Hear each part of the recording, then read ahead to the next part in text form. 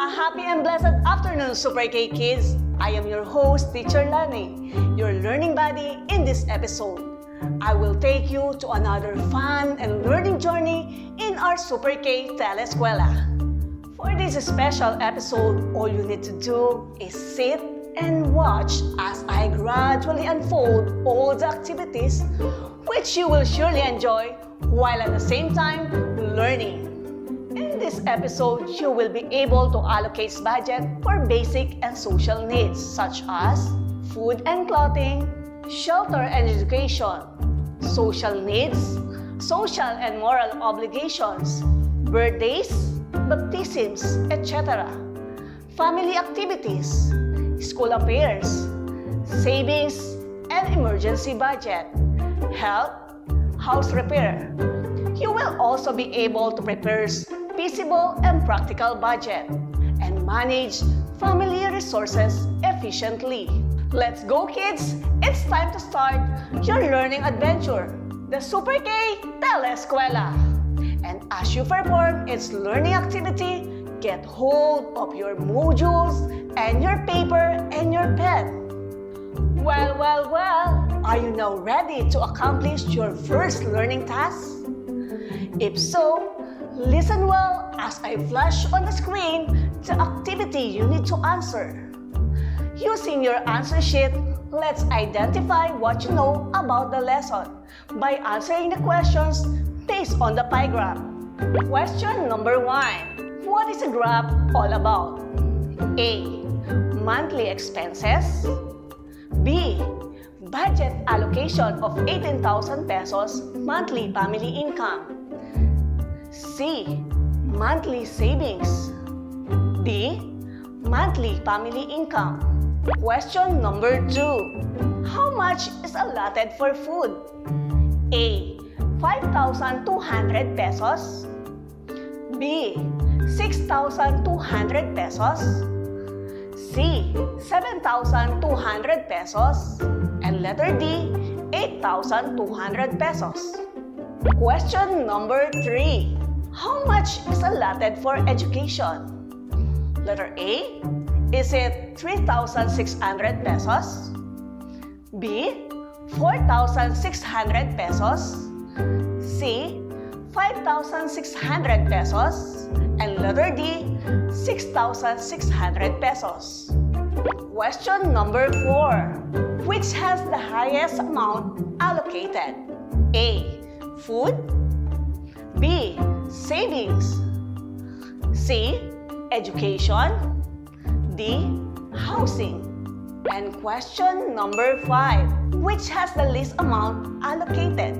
Is it utilities for letter A? B. For clothing. C. For food. And D. For savings.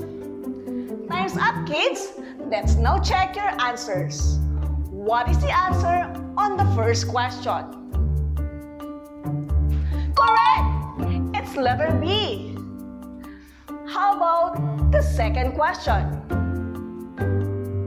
You're right! It's letter C. The third? Wow! You're doing great! It's letter A. For the fourth question? Bravo! It's letter A. And for the last question? Very good! It's letter D. Good job, kids! You surely hit them right. Stay tuned and you will have a taste of more success in our Super K Teleskwela. Kids, do you know that budget is the amount of money set aside for planned expenses? It is a plan specifying how much money will be spent or allocated during a particular period. Budgeting is related to the wise use of family resources. It is also based on the system by which wages or salaries are received and how these are to be spent by itemizing the needs of the family and how much money is needed to meet such needs. The components or elements of a family budget. These are: number 1, food. These are groceries, raw and cooked food, staples, condiments and spices. Number 2, shelter. If not renting, includes taxes, repair, and maintenance. Number 3, clothing. Uniforms, clothes, and accessories. Number 4, education. Tuition fees, books, daily food, transportation allowance of children. Number 5, household operations. These are the things needed in the house: beddings, curtains, furniture, and other paraphernalia to make members comfortable. Number 6, utilities. The electric, water, and telephone bills, gas, salaries of helpers. Number 7, health, medicine, and checkup. Number 8, recreation, family outings, outside dining, and watching movies. And number 9, savings, the amount set aside or deposited in the bank. Allocation of family budget. A family budget may differ from one size and composition, the family values and standards of living. Some families may spend more on food, others on clothing, and others on education. The values of the family influence its priorities. Here a sample of monthly budget with a monthly income of 25,000 pesos for family members of 4. Food, 40%. It is amount 10,000 pesos. Education, 16%, 4,000 pesos. Shelter, 50%, 3,750 pesos. Utilities, 12%, 3,000 pesos.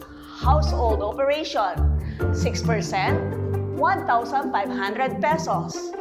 Clothing, 3%, 750 pesos. Recreation, 3%, 750 pesos. And savings, 5%, 1,250 pesos for a total of 100% and for the amount of 25,000 pesos.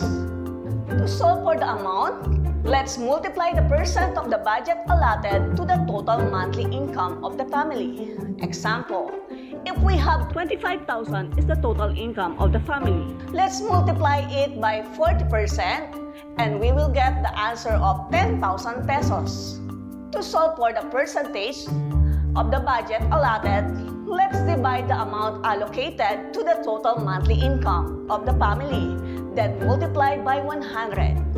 Example, if we have 10,000 pesos amount allotted, let's divide it to the 25,000 pesos, the monthly income of the family, and multiply by 100.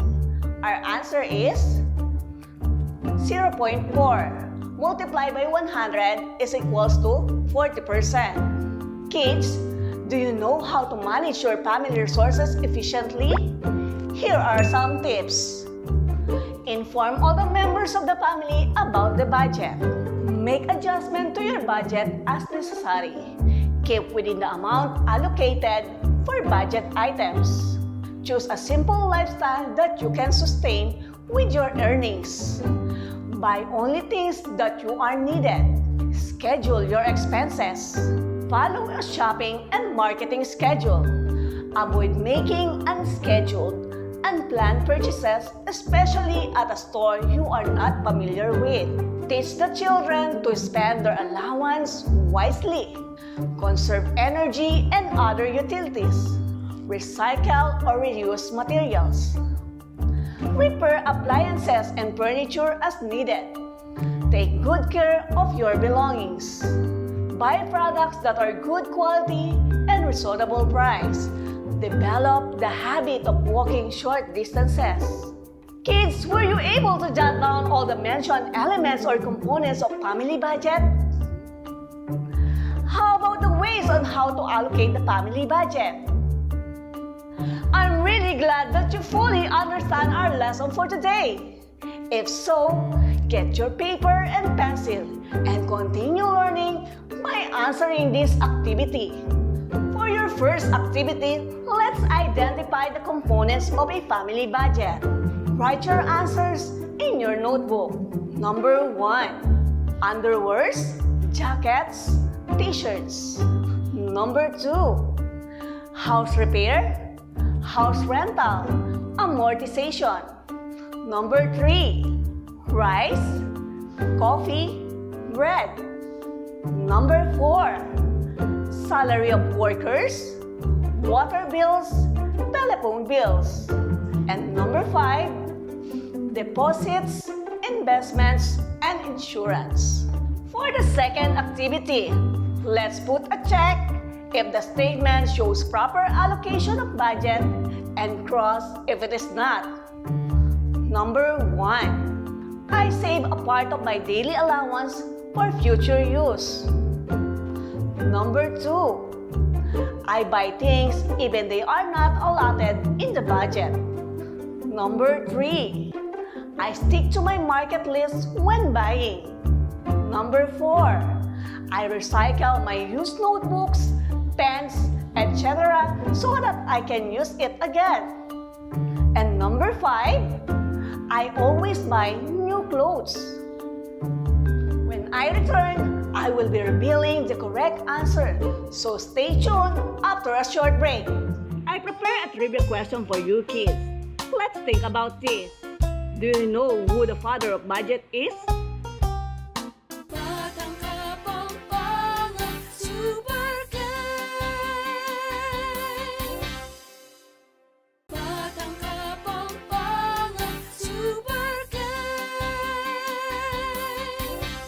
Welcome back, Super K Kids! Are you now ready for your answers?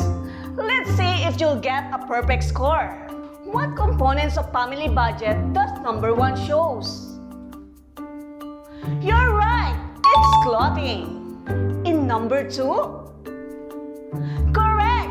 It's shelter. In number 3? You're doing great! It's food. Number 4? Bravo! It's utilities! And finally, number 5? Good job, kids! It's savings! And for part 2, the following are the correct answers. Number 1? Very good! It's check! Number 2? Bravo! It's cross! Number 3? Correct! It's check! Number 4? Great job! It's check! And number 5? You're right! It's cross! How did you fare in this test, kids? Congratulations! You hit a perfect score!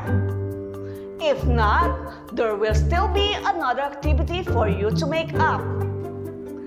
Now that you are familiar with budget and budgeting, can you give me the meaning of budget? You're right!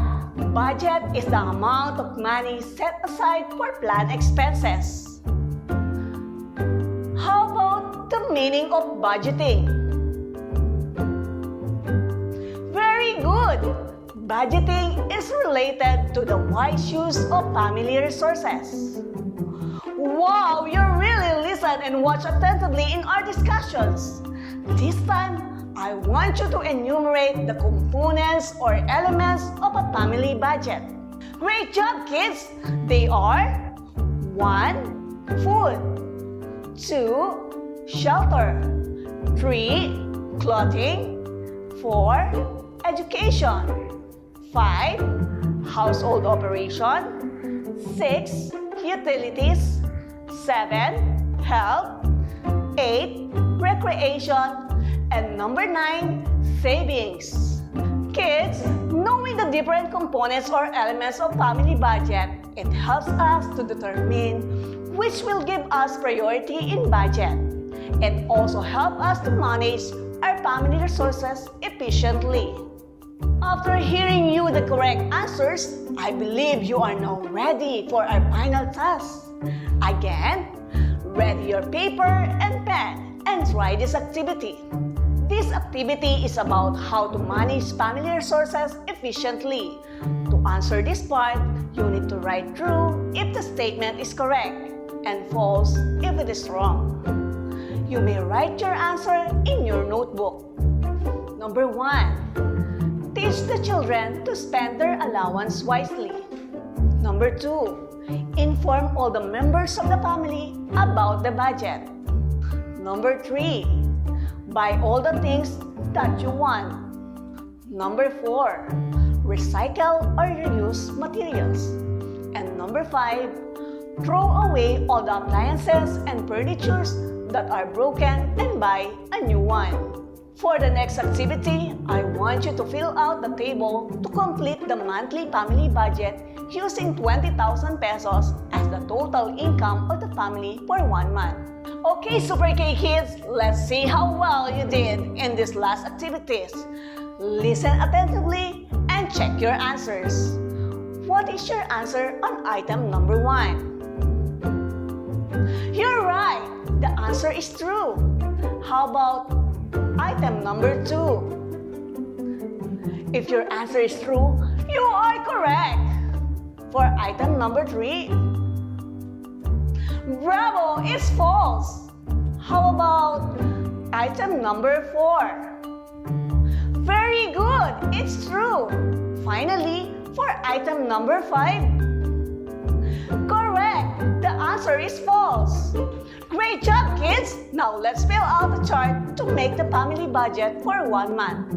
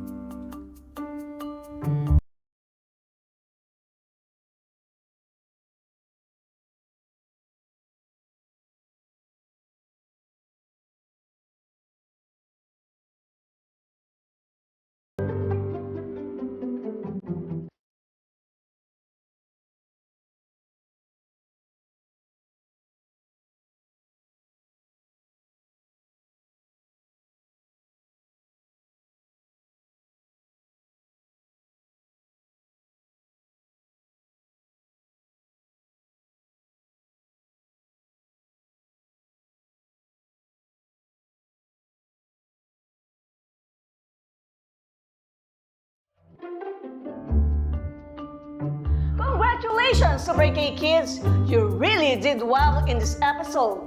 Just before I end our Teleskwela, let's go back to the trivia question posed before the end of the first segment. What do you think is the answer?